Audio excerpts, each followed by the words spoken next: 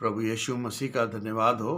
प्रभु यीशु मसीह के महान और उत्तम नाम में आप सभी को बड़ी आशीष मिले। आज का जो मेरा टॉपिक है वो है the pearl of great price, बहुमूल्य मोती का दृष्टांत, जो कि मत्ती की इंजील उसके 13 अध्याय 45 से 46 में पाया जाता है। The gospel according to saint Matthew chapter 13 verse 45 to 46। और वहाँ पर इस प्रकार से लिखा हुआ है कि फिर स्वर्ग का राज्य सच्चे मोतियों को खोजने वाले एक व्यापारी के समान है। जब उसे एक बहुमूल्य मोती मिला तो उसने जाकर अपना सब कुछ बेच दिया और उस मोती को खरीद लिया। प्राचीन काल में मोतियों का जो महत्व था आज के हीरे जवाहरात से बहुत अधिक था। मोतियों का जो मूल्य था उस ज़माने में, यानी कि रोम साम्राज्य में, मोती जो है वो विलासिता और सर्वोच्च शक्ति का प्रतीक था। समुद्र की गहराई से मोती को निकालना अत्यंत कठिन और जोखिम भरा काम था। जो व्यापारी थे, यानी कि उसको यूनानी भाषा में बोलते हैं एम्परोस। यहाँ व्यापारी शब्द का जो उपयोग यूनानी भाषा एम्परोस का प्रयोग हुआ है, जिसका अर्थ है थोक व्यापारी, जो उत्तम वस्तुओं की तलाश में देशों की यात्रा करते थे और क्योंकि वे एक पारखी यानी कि एक एक्सपर्ट थे। लाल सागर और फारस की खाड़ी से सबसे कीमती मोती आते हैं। इनको पाने के लिए पूरा साम्राज्य तक दांव पर लगा देते थे। पहली बात, विश्वासियों के नज़रिए से मसीह ही वो मोती है। यहाँ मोती परमेश्वर के राज्य या स्वयं यीशु मसीह को दर्शाता है। मनुष्य शांति और सत्य की खोज में भटकता है। व्यापारी का खोज करना ये दर्शाता है कि सत्य अचानक नहीं मिलता, उसके लिए खोजी हृदय की बहुत ज़रूरत होती है। जब व्यक्ति को यीशु मसीह मिल जाता है तो उसे पता लगता है कि संसार की सब वस्तुएं उसके सामने फीकी हैं, और सब कुछ बेच देने का मतलब है कि टोटल सरेंडर कर देना।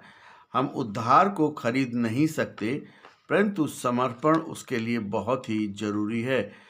इस मोती को पाने के लिए व्यापारी ने अपनी पुरानी पहचान, अपनी सुरक्षा और संपत्ति का त्याग कर दिया, क्योंकि जब हम मसीह को पाते हैं तो हमें अपनी पुरानी बातों को त्यागना होगा। दूसरी बात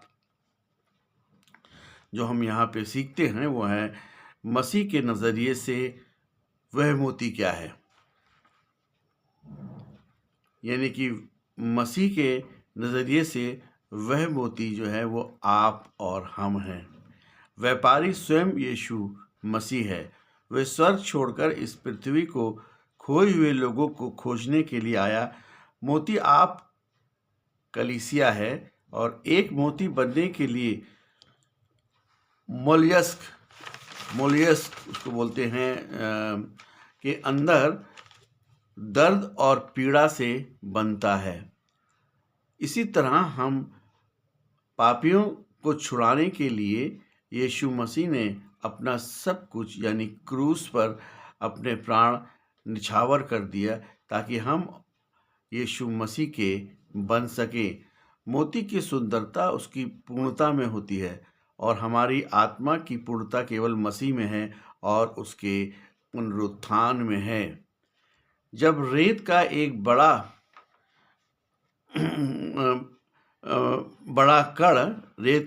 बड़ा कण या बाहरी वस्तु एक सीप यानी कि ऑयस्टर के अंदर जाकर चोट पहुंचाती है, सीप उस दर्द से बचने के लिए एक विशेष पदार्थ जिसको नेक्रे बोलते हैं उसको वो छोड़ती है। परतों पर परतें चढ़ने के बाद वह चोट एक सुंदर मोती बन जाता है।